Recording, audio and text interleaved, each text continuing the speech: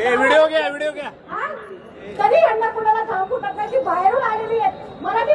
आता उस्मानाबादची तुळजा भवानी राष्ट्राची कुलस्वामिनी आहे, महाराष्ट्राची.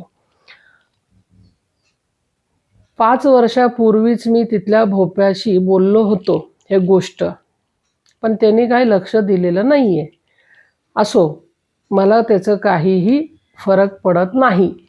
पण आता जे भाविक भक्त जातात त्यांच्याबरोबर दुष्कर्म व्हायला लागले. म्हणजे काय, तिथले जे कर्मचारी, ट्रस्टवाले, वॉचमॅन सगळे त्यांच्यावर काहीतरी आक्रमकता झालेली आहे आणि ते तसं वागत आहेत. का वागत आहेत ह्याचं मागचं फार मोठं कारण आहे. ते कोणालाही माहीत नाही आणि कोणालाही समजणार नाही. कारण आदिमाया आदी जगदंबा ही सृष्टीची पालन करता आहे आणि जगत जननी आहे. जिथे अधर्म माजला, जिथे उच्चाट फार म्हणतात ना विकोपाला गेला, तिथे देवसुद्धा मूर्तीतून चैतन्य रूपातून निघून जातो.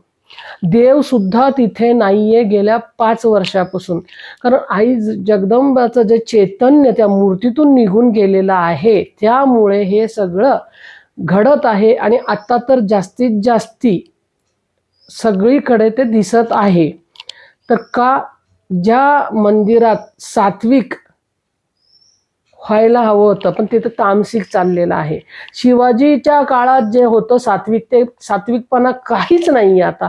त्यामुळे हे सगळं होत आहे. आणि आई जगदंबेचं जे चैतन्य मूर्तीत होतं ते गेल्या 5 वर्षापासून नाही आहे. हे खरं का खोटं? जसं शंकराचार्य जे पहिले होते, आदि शंकराचार्य, जे शृंगेरीमध्ये आई अंबाला स्थापन केले, कल्लूरची आई जगदंबेला, आणि त्याच्यानंतर राघवेंद्र स्वामी ज्यांना त्रिकाळ ज्ञान होतं, तशा ज्ञानी पंडितला बोलतोय मी. ह्या कलियुगात भेटणं म्हणजे फार दुर्लभच आहे. ते त्यांना विचारलं तर कळणार की आई जगदंबेचं चैतन्य कुठे गेलेलं आहे आणि आई जगदंबा कुठे गेली आहे. ती रुष्ट होऊन तुळजापूरचं विग्रहातून निघालेली आहे गेल्या 5 वर्षापासून. आणि हे मी आज तुमच्या समोर मांडत आहे. गेल्या 5 वर्षापूर्वीच मी भोप्याला सांगितलं होतं, पण त्यांनी काय लक्ष दिलेलं नाहीये.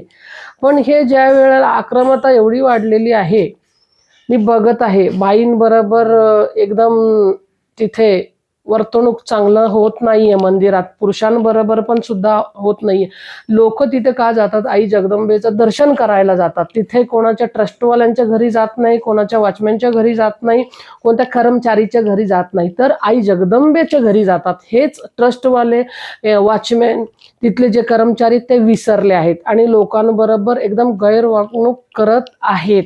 आणि त्यांच्याबरोबर तसं करणं गुन्हा आहे, तसं करणं अधर्म आहे, पण हे त्यांना कळत नाही.